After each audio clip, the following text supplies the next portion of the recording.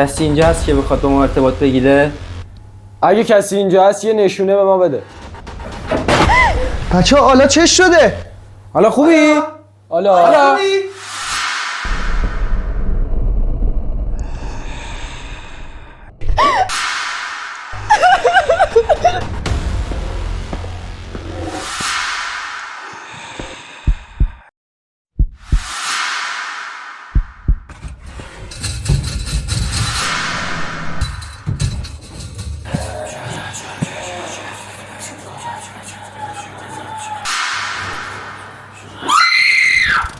اگه عاشق ویدیوهای ترسناکی یا از بازی‌های ترسناک دست جمعی خوشت میاد؟ مثل احضار رو و رفتن به لوکیشن‌های ترسناک.